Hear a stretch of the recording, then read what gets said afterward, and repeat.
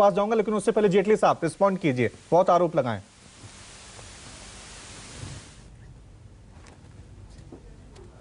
की बात कर रहे हैं, आप इनसे पूछिए कि सबसे बड़ा भ्रष्टाचारी जिसने अंगद के तौर पर वहां पैर रखा है वो बेल पर बाहर चल रहा है। राहुल गांधी जी सबसे बड़े भ्रष्टाचारी, और उनको स्टार कैंपेनर बनाया गया वहां का। सोनिया गांधी जी स्टार कैंपेनर है वहां की, और इन्होंने जितना बड़ा भ्रष्टाचार करा, क्या वो उजागर नहीं है, क्या उस जनता को नहीं मालूम है? और मल्लिकार्जुन खड़गे तो बोल रहे हैं कि यहां पर चुनाव लड़वाने के लिए नॉर्थ से भी लोग आए, ईस्ट से भी लोग आए, वेस्ट से भी लोग आए, लेकिन हम लोगों ने निर्धारित किया। और दूसरी तरफ वो भारत जोड़ो यात्रा की बात कर रहे हैं। तो बताइए, मल्लिकार्जुन खड़गे ने तो अपने ही प्रदेश को अलग कर दिया इस देश से। कहां से भारत जोड़ने वाली बात आई? और जिन भ्रष्टाचारियों ने भारत जोड़ो यात्रा करी, उन भ्रष्टाचारियों को भी दरकिनार कर दिया मल्लिकार्जुन खड़गे सामने। और उसके बाद दूसरी बात, उन्हीं को आला कमान भी बताते हैं। तो ऐसी कंफ्यूज पार्टी जिसको ये नहीं पता कि उसका नेतृत्व, जो खुद भ्रष्टाचार के चलते बेल पर बाहर चल रहा है, उसको, उसका नेतृत्व जो भारत जोड़ो यात्रा का ढोंग रच रहा है, उस ढोंग को तो कम से कम टीवी पे तो ना बोले। ये तो ना बोले कि कर्नाटका की जनता की जीत हुई है। ये जो देश से दूसरे भागों से लोग आ रहे हैं, उनकी बात नहीं मानी, मतलब ना राहुल गांधी की मानी, ना सोनिया गांधी की मानी, ना किसी नेता की मानी। जितने लोग आपके बाइट दे रहे हैं टीवी के ऊपर, इनकी बात नहीं मानी।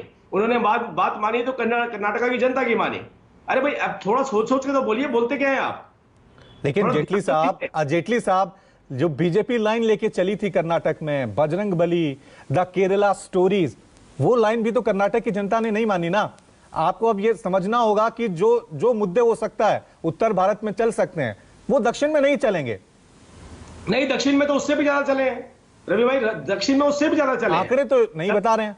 मैं बता रहा हूं दक्षिण में जो वोटों का पोलराइजेशन इन्होंने किया है, पीएफआई की मांगों को अपने मैनिफेस्टो का हिस्सा बना के, इससे बड़ा पोलराइजेशन क्या होगा? हमारा तो देखिए वोट शेयर आज भी वही का वही है जो हमारा था। किसका वोट शेयर घटा? वोट शेयर घटा तो जेडीएस का घटा। और कौन सा वोट शेयर घटा, ये भी ध्यान दीजिए। ये वो वाला वोट शेयर घटा जिन लोगों को पसंद था कि पीएफआई की मांग को कांग्रेस अगर अपने घोषणा पत्र का हिस्सा बना लेगी तो हम सारा वोट जो है वो कांग्रेस पार्टी की तरफ चले जाएंगे। तो ध्रुवीकरण अगर किसी ने किया, पहली बार उसने किसी ने नींव रखी तो कांग्रेस पार्टी ने रखी, और वही मैनिफेस्टो के जरिए रखी, मैनिफेस्टो के जरिए रखी उस नींव को। तो यहां तो सीधा यहाँ पे ध्रुवीकरण हो रहा है। धर्म के आधार पर राजनीति की जा रही थी वहां पे, और नहीं की जा रही थी। तो क्या वही वोटर जो जेडीएस पे अपनी विचारधारा रखता था, उसको रात में क्या जेडीएस से तकलीफ हुई? क्या जेडीएस से नाराजगी हुई? या कांग्रेस के उस बीजेपी ने धर्म की राजनीति नहीं की? बीजेपी ने धर्म की राजनीति नहीं की? बजरंग बली, केरला स्टोरी, क्या ये धर्म नहीं है? देखिए, हम तो विकास पर चुनाव लड़ रहे थे। मैनिफेस्टो आया तो मैनिफेस्टो के बाद वहां की जनता को इस बात की ठेस लगी कि भाई ये क्या हो रहा है, ये क्या पीएफआई का घोषणा पत्र है, कांग्रेस का घोषणा पत्र है। लेकिन देखिए, महत्वपूर्ण विषय यह है कि जेडीएस का वोट गया तो गया, कोई इशू नहीं है। लेकिन आप सोचिए कौन सा वोट गया और क्यों गया। एकदम से पार्टी की विचारधारा बदल। मैं जेडीएस के प्रवक्ता हूं।